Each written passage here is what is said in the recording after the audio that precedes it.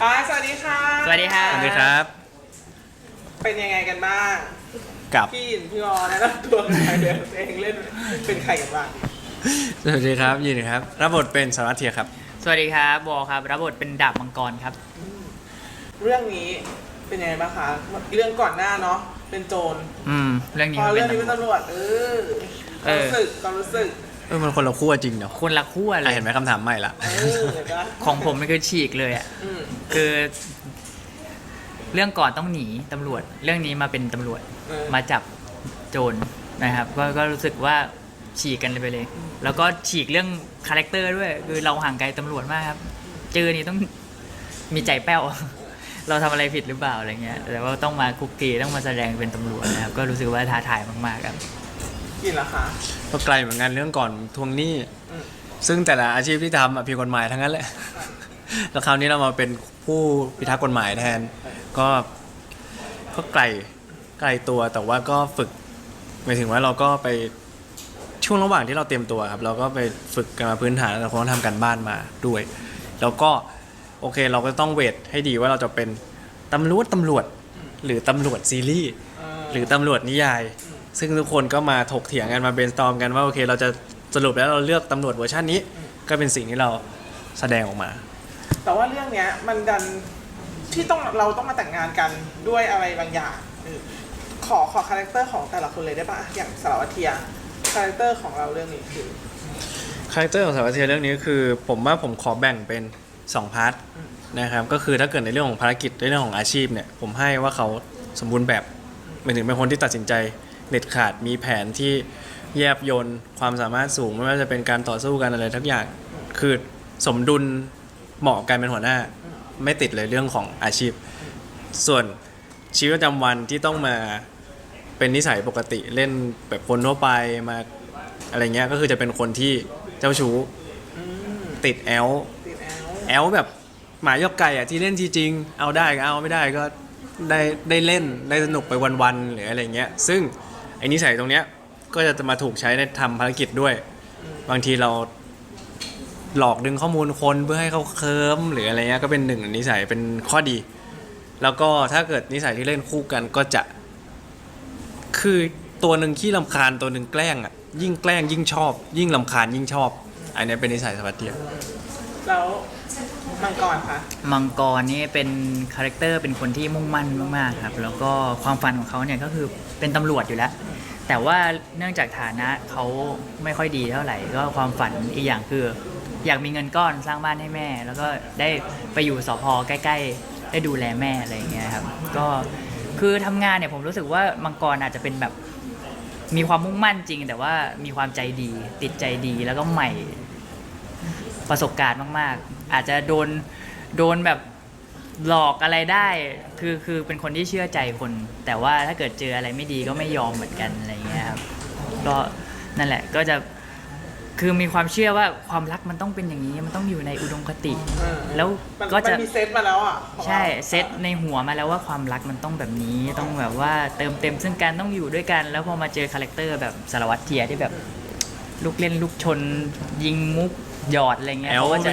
แอลไปเรื่อยเขาก็จะมีความที่ไม่ชอบ แต่ว่าโดยส่วนตัวแล้วเขาก็นับถือในความเก่งของการเป็นสารวัตรแล้วก็เรียนรู้แบบว่าคือนับถือในเรื่องของการปฏิบัติหน้าที่แต่ว่าเรื่องอื่นนี่คือเขาจะแบบรำคาญมากๆ ถ้าถามยินกับสารวัตรเทียไกลกันมากไหมคะความเป็นยินกับความเป็นสารวัตรเทีย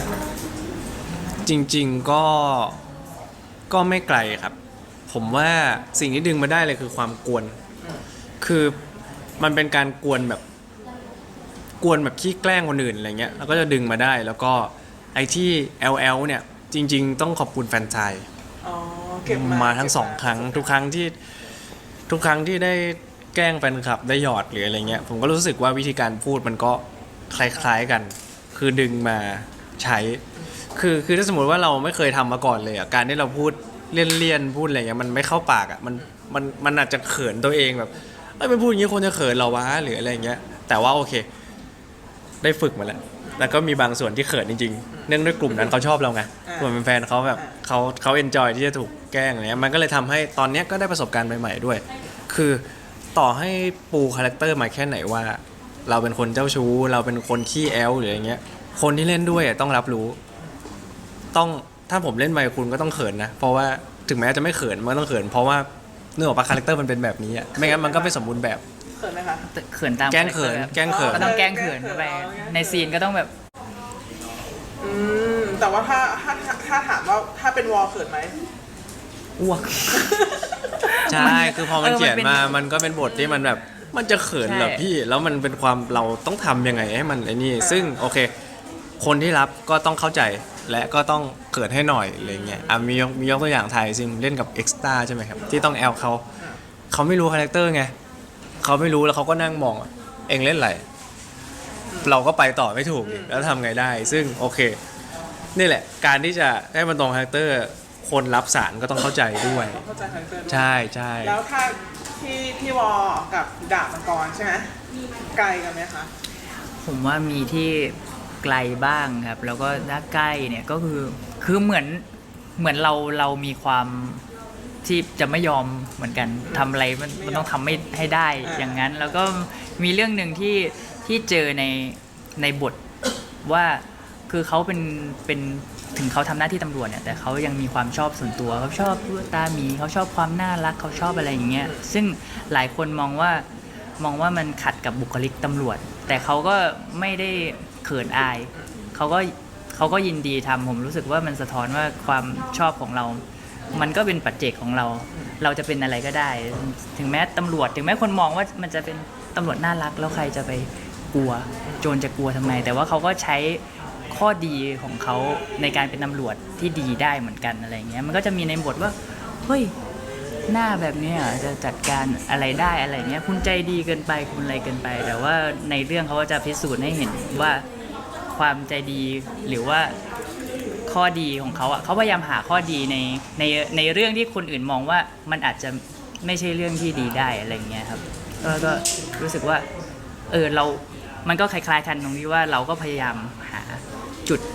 ดีของตัวเองความชอบของตัวเองซึ่งเราก็จะเป็นคนที่ไม่ตามใครอยู่แล้วมันก็น่าจะเหมือนกันในเรื่องนี้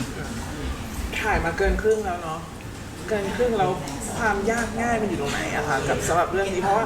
เรามาเล่นเป็นตำรวจครั้งแรกเลยไหมกับการแสดงของเรา ครั้งแรก มันต้องทำอะไรบ้างความยากง่ายอยู่ตรงไหนตำรวจเขาต้องมีแบบท่าเดินมีบุคลิกอะไรอย่างเงี้ยพี่เห็นพอผ่านอะไรมาบ้างกว่าจะได้มาเป็นตำรวจ ผมก็มีไปเรียนในหลักสูตรอะไรนะ ที่เขาสอบ โรงเรียนเตรียม ใน ได้เตรียม เตรียม ตำรวจเนี้ยเหรอ วันหนึ่งว่าเขาต้องสอบอะไรบ้างเขาต้องอะไรบ้างแล้วก็หลักๆคือเรียนใช้ปืนเรียนวางแผนการจู่โจม เรียนวิธีการจับปืนอะไรอย่างเงี้ยครับก็เข้าคอร์ส ต้องจริงจังเบอร์นั้นเลย เบอร์นั้นเลยแหละ ผ ค ม รับ ว่าเราเตรียมพร้อมไว้ก่อน ถึงเวลามาใช้เราลดทอนอะไรได้ครับ อย่างที่บอกไปตอนต้นว่าสุดท้ายแล้วเราจะเลือกการเป็นตำรวจไหมหรือตำรวจนิยาย คือเราก็ต้องเลือกครับ เพราะว่าบางอย่างถ้าเราเลือกเป็นแบบนั้นนะเราถ่ายทำไม่ได้ สุดท้ายแล้วเราก็ไม่ได้ไปเวตำรวจขนาดนั้นเพราะว่าเราไม่ได้ทำแบบซีรีส์สืบสวนสอบสวนอะเราก็ไม่ได้ไปในเวนั้นเพราะฉะนั้นบุคลิกก็เอามาเฉยการยืนก็อาจจะยืนให้ถูก เช่นแบบเท้าจะชิด ซึ่งเราเล่นไปก่อนนะถามว่ากล้องเก็บไหมก็ไม่รู้แต่ว่าโอเคในเมื่อเบื้องต้นที่มันสอนมาก็แบบนี้หรือการจับใช้อาวุธเงี้ยอันนี้ผมบอกเรื่องเอ็กซ์ตร้าก็มีพี่เอ็กซ์ตร้าที่เป็นตำรวจเราก็ถูกอบรมมาว่าตอนที่เวลาเราจะถือปืนบุกหรืออะไรเงี้ย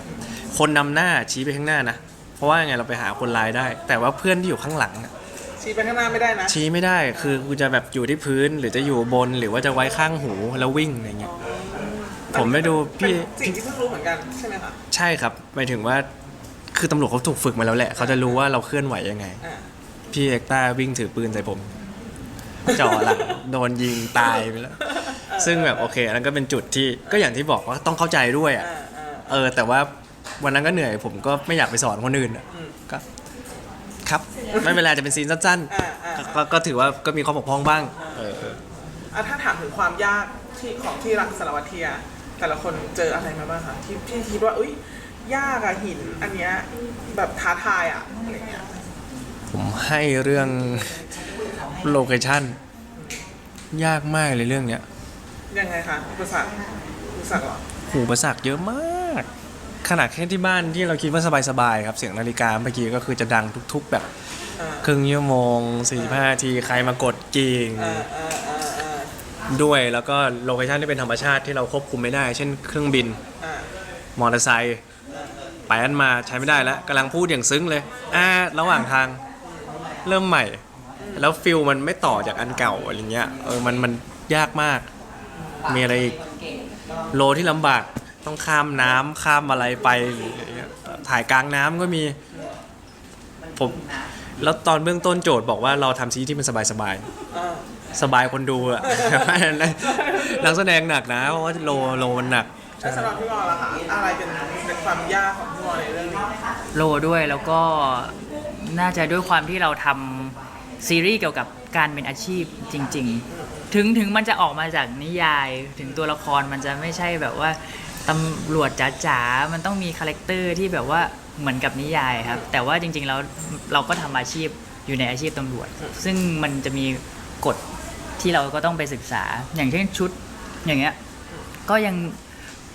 งต้องมาเช็คดีๆว่าชุดตำรวจเนี่ยสามารถเข้าไปสถานที่ไหนได้บ้างครึ่งท่อนสามารถเข้าตรงไหนได้บ้างแล้วสถานที่อโคจรเลยเนี่ยเราจะใส่อะไรได้บ้างซึ่งมันใส่ไม่ได้ก็ต้องมาตอนแรกก็เปลี่ยนมาปุ๊บผมก็เลยอันนี้ใส่ได้เหรออะไรอย่างเงี้ยก็ต้องมาแบบว่าประชุมกันอีกทีว่ามันควรไปใส่ชุดไหนเพื่อที่จะคอนกับซีนก่อนหน้านี้ด้วย ซึ่งเราอาจจะใส่ชุดตำรวจมาแต่ว่าสถานที่นี้เข้าไม่ได้ก็ต้องทำเนื้อเรื่องว่าทำยังไงให้มันเปลี่ยนเป็นชุดอีกชุดหนึ่งเพื่อแล้วก็ยังเกิดความต่อเนื่องด้วย ซึ่งมันเช็คเรื่องความถูกต้องอันนี้เยอะมากเรื่องการจับปืนเรื่องอะไรมันเรื่องยากที่สุดในช่วงแรกคือการเรียกยศสารวัตรจ่าผู้กองอะไรเงี้ยคือผมไม่ได้แม่นเรื่องนี้มาก่อนครับแล้วก็เลยต้องฝึกมีพูดผิดพูดถูกอะไรกันบ้างก็นั่นแหละก็ต้องพูดสารวัตรจนตอนนี้เข้าปากแล้วเนาะผู้กองก็ เพ ไม่ ราะ เข้า แต่ละคนก็คนละยศกันเลยแทบจะคนละยศใช่ไหม ใช่ครับอย่างของเราหกคนเนี่ยมียศเดียวกันยศเดียวกัน2คนยศเดียวกัน2คนแล้วก็อีก2คนก็ยศเดียวกันและอีก2คนคนละยศไล่กันไหมเพราะมันมี6คนใช่ไหมสารวัตรใหญ่สุดรองมาเป็นผู้กองซึ่งมีผู้กอง2คนมี2สารวัตรมีดาบแล้วก็มีจ่าเห็นไหมก็จะคนละอันเลยหมดก็เวียนหัวละเวียนหัวแต่เบ๊อย่างเงี้ยที่คนจะชอบคิดกันหรืออะไรเงี้ยจริงๆทำไม่ได้ถ้าไม่ใส่หมวกทุกครั้งจะต้องใส่หมวกถึงจะต้องทำอะไรเงี้ยพอมันมีเรื่องอาชีพหลักเข้ามาเกี่ยวมันก็เลยดูเหมือนต้องให้ความสำคัญมีรายละเอียดเยอะไปหมดรายละเอียดอย่างปืนผมก็ไปช่วยดีไซน์อีกซองปืนอะไรเงี้ยคืออาชีพตำรวจซองที่เขาใช้เนี่ยเขาในเรื่องของอุปกรณ์เขาก็จะมีเลเวลของซองเลเวล1คือไม่มีอะไรล็อกคนมาหยิบออกไปได้เลยเป็นอาชีพนี้ควรจะใช้อันนี้ไหมก็ไม่เขาก็จะใช้ซอง2ซอง3คือจะต้องปลดกี่อันถึงจะหยิบออกไปได้อะไรเงี้ยซึ่งมาวันแรกที่ถ่ายเลเวล1เลยผมไม่บอกพี่เชื่อผมไหมแบบว่าซองแบบเนี้ยเขาไม่ใช้กันหรอกเขาก็ต้องไปทำกันบ้านแล้วก็ต้องไปซื้อซองมาใหม่หรืออะไรเงี้ยปืนรุ่นนี้เพราะว่าเราอยู่ในกีฬาปืนอยู่แล้วเราก็จะรู้ว่าอันไหนใช้ทำอะไรเขาก็เอาปืนสะสมมาให้แบบมาปฏิบัติหน้าที่มันก็ทำไม่ได้อีกผมบอกพี่อันเนี้ยเขาไม่ใช้กันมาตั้งแต่สงครามโลกครั้งที่2แล้วก็ไปหาอันใหม่มาพี่มีความรู้เรื่องนี้เนาะใจผมก็เลยไปแนะนำเรื่องนี้แล้วแบบด้วยความที่เทียรวยผมบอกพี่ไปหาปืนแพงๆที่เป็นของปลอมมาให้ผมใช้เขาก็ไปหามาอะไรเงี้ยเพื่อที่สำหรับคนที่เล่นปืนเขาก็จะรู้ว่าคืออะไรซึ่งเอ็กซ์ต้าที่เป็นตำรวจเขาก็เดินมาเหมือนเขาก็รู้เรื่องปืนเขาบอกโหปืนน้องนี่แพงมากนะของจริงหมายความว่าคนเล่นเขารู้กันซึ่งก็ตอบโจทย์แล้วเมื่อเรารวยเราก็ใช้กระบอกแพงไปสิอะไรเงี้ยทีนี้พอมาถามในพาร์ทของคู่บ้างเส้นเรื่องคู่ของเราแบบมันต้องแต่งงานต้องเป็นเหมือนต้องรักกันต้องหยอดกันต้องมีหยินกับวอมาเจอกันเรื่องนี้ง่ายใช่ไหมเพราะเราผ่านกันมาหลายเรื่องเนาะผมว่าก็เรียกว่ารู้ง่ายนะรู้มือกันเนาะใช่มองตารู้ใจแล้วเล่นได้ใช่มันจะมีความง่ายขึ้นโดยที่ประสบการณ์ด้วยครับว่าถ้าเกิดเราเล่นเทคนี้ไปแล้วผู้กำกับสั่งคัดแล้วบอกว่ามันน่าจะ เป็นอย่างงู้นเป็นอย่างนี้ใส่อะไรเข้ามาอีกอะเราสามารถปรับได้เลยสวิตช์ได้เลยว่าเอ้ยตรงนี้มันอาจจะดูตื่นเต้นไปหน่อยลดลงหน่อยเทคหน้าเราก็จัดให้ หรือว่าอยากอันนู้นอันนี้ขึ้นอะไรอย่างเงี้ยมันสามารถปรับได้เร็วมากๆจากตอนแรกที่ถ่ายช่วงแรกๆแล้วถ้าเกิดมันไม่ไดอะล็อกไม่เป็นตามเนี้ยแล้วมาเปลี่ยนหน้างานอย่างเงี้ยเราจะเกิดความเครียดมากๆเราต้องไปซ้อมกว่าจะได้อะไรเงี้ยอันนี้มันแบบว่าสามารถเปลี่ยนมันมีลูกเล่นให้เล่นเยอะขึ้น เท่ากับว่าความซีของเราตรงเนี้ยก็ทำให้เรา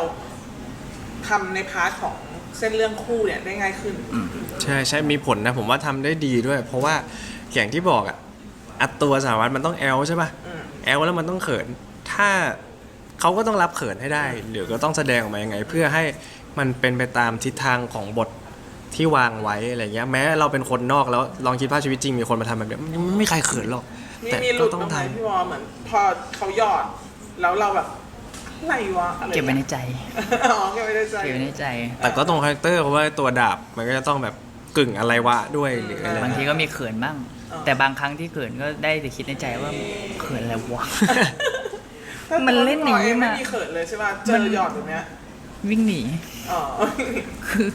แล้วคนเล่นอย่างยินเขินไหมเขินเองไหมที่แบบทำไมฉันต้องพูดคำนี้ทำไมวะอะไรอย่างเงี้ย ก็อย่างที่บอกว่าได้การที่เรา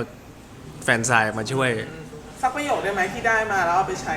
ในซีนได้ อืมสักประโยคเหรอเช่นแบบว่าก็ก็น่ารักขนาดนี้ไงแบบฟิลชมเขาน่ารักหรืออะไรเงี้ยแบบเอ้ยอิวอะ เออเสร็จแล้วตอนเนี้ยแฟนๆก็เฝ้ารอแล้วแหละว่า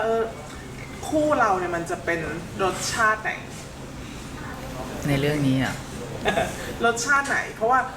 มันก็จะมีคู่ที่หวานเลยอะไรอย่างเงี้ยด้วย อ๋อ เออ ผมว่าสนุกนะ ไม่เบื่อ เพราะว่ามันเริ่มจากแบบแกล้งอะแบบไม่ได้รักกันจริงๆอะซึ่งผมว่าเราก็เวทไว้ชัดอยู่ หยอดตอนไม่รักกับหยอดตอนรักก็ต่างกันนะ อ๋อ แบบ แสดงว่ามันจะมี สีหน้า ตอน2 ตอนนี้แน่นอนตอนที่รักเขาแล้วอะไรอย่างเงี้ย ใช่ใช่มันจะเห็นได้ชัดอยู่แล้วครับในเรื่องทั้งหม ผ ด มว่าตามสูตร เออ ตามสูตรคือทุกคนเดาได้ เออ เป็นอะไรที่แบบเดาได้และทุกคนชอบ เราได้แต่อยากติดตามตลอดทางอะไรเงี้ย แล้วเรื่องนี้แฟนๆมันมีอะไรที่แฟนๆจะเซอร์ไพรส์ในหยินวอลไหมว่าเฮ้ยทำไมเรื่องนี้เป็นอะไรที่ไม่เคยเห็น มันจะมีจุดไหนบ้างไหมที่แบบว่าอันเนี้ยเซอร์ไพรส์แน่บอกได้ไหม เซอร์ไพรส์แน่ หรือมีแหละแต่ว่ายังบอกไม่ได้ ผมว่าก็มีแหละคือมันมีความแปลกใหม่ซึ่งอย่างที่บอกว่าคือเราจั่วหัวมาว่าเป็นแบบว่าคอมเมดี้กับโรแมนติกด้วย แต่ว่าพาร์ทแอคชั่นเราก็ไม่ทิ้ง มันก็จะเป็นคอมเมดี้ที่แบบมันก็มีอ่ะคือมันเท่ด้วยแล้วก็มีลูกเล่นอะไรใหม่ๆด้วยอย่างเช่นเรื่องเนี้ยครับแล้วก็ถ้าเกิดอะไรใหม่ๆเซอร์ไพรส์ผมว่านักแสดงดีกว่านักแสดงที่ยังไม่เปิดตัวออกมา ผมว่าทุกคนน่าจะเซอร์ไพรส์เห็นแล้วก็ว้าวว่าเฮ้ยมาได้ไง ก็คืออยากให้แฟนๆรออีกไม่นานเกินรอ อีกไม่นานเกินรอ ถ้าเกิดคุณใจเย็นก็คือจะไม่นาน รอได้ก็รอหน่อย ถ้าคุณใจร้อนก็อาจจะนานนิด อาจ นึ จะ ง นานนิดนึงงั้นฝากหน่อยละกันเนาะฝากสาวเทียกับดาบมังกรหน่อย ครับก็ฝากซีรีส์ที่รักสวัสเทียด้วยนะครับ ก็ครบจริง ๆ แหละ รู้สึกว่ามันกลมจริง ๆ แล้วก็ตัวเรื่องพาให้คนดูได้หลาย ๆ รอบ จริง ๆ แล้วก็คือตัวปมที่มันเครียดมันไม่ได้เครียดหนักขนาดดูไม่ได้อะไม่ใช่แบบว่าโอ้ยฉันเจ็บใจจังเลยแบบไม่ถึงขั้นนั้น เรามีให้ตัดเลี่ยนนิด ๆ หน่อย ๆ แต่ว่าทุกอย่างโดยรวมแล้วผมรู้สึกว่าอิ่ม พอดีฝากด้วย ยังมีหวานมาให้ดูแน่นอน โอ้ เจี๊ยบ เหมือนทำเสิร์ฟอะเรื่องเนี้ย เสิร์ฟ จริง เออ แบบผมแบบพี่เอาอีกแล้วเหรออยู่อย่างเงี้ยไอ้เรื่องมันไม่มากไปเหรออยู่อย่างเงี้ย พี่วอลเหมือนมีอะไรในใจ ฮะ พี่วอลเหมือนมีอะไรในใจ อันเนี้ยเหมือนคือแฟนๆน่ะคาดหวังที่ผ่านมาคือแบบหุยหาไม่เจอเลยอะ โอ้ยหา ความหวานอยู่ไหน อันนี้คือเราจับเนี่ยพี่ กิน กรอกปาก พี่ ก็ไป เอาไปอีก เคี้ยวกลืนไม่กิน เทไปอีกอ่ะนมข้นเทลงไปยัดเข้าปากอืม เจอแน่ ประมาณนั้น เรื่องนี้ เจอแน่ เอาไปเลยเรื่องนี้ โคค่ะเรียบร้อยนะขอบคุณค่ะ ขอบคุณครับ ขอทำคอนเทนต์หน่อย น่ารัก